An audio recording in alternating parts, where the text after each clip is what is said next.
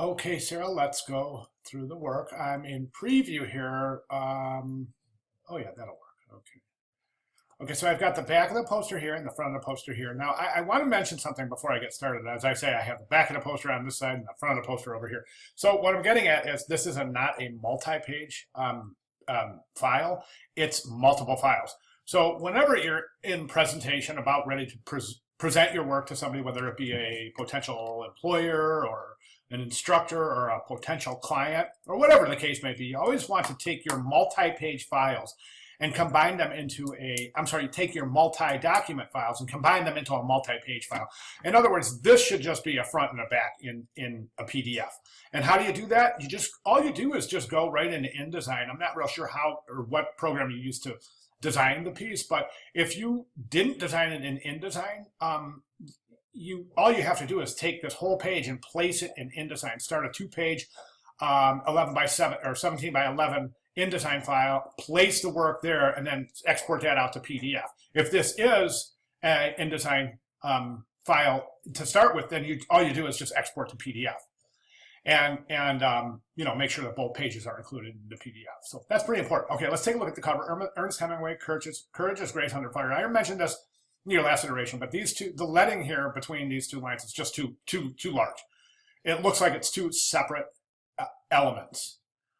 The only other problem I'm having with the front is that this is a placed image. And now I can clearly see it's a book cover, and it's a placed image, and per our assignment requirements, the only image that's allowed to be placed is the image of your laureate, which you have on the back. So I gave some leeway to some students not placing images, but maybe some sort of a small illustration to just to expound on their typographic compositions on the front of their posters.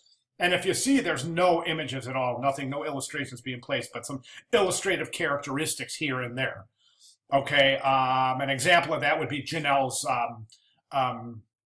John Steinbeck with the line that indicates the hills or the valley. Remember, that's about as far as I let it go. So placing an image here would be considered something that would be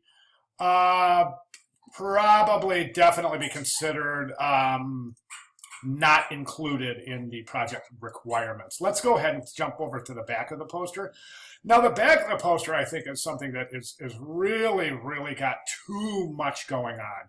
You've got everything pushed to right up to the margins of your page. There's really no resting place in this piece at all. I would say if the main problem with this piece is its lack of hierarchy based on a lack of use of negative space and white space.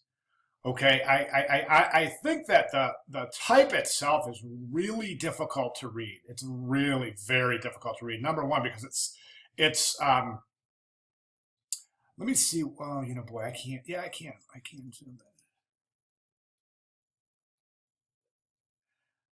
in. That's a tough typeface to read. Really, really difficult to read. So legibility here is impaired a little bit. As far as typography go, your rags look pretty good. Everything looks pretty good here. Nice space between paragraphs. Good left alignment. Good rags.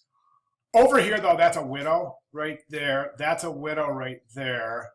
That's a widow right there. And the widow, of course, as we know, is a word that's on a line by itself, like published. Okay. I also talked about the spacing in the interior modules of your timeline. I think that it's inconsistent, as we can see here. Your alignment is a little bit weird here because this just seems to be pushed way over. It might even be left aligned, but the character count is so short here that it looks misaligned.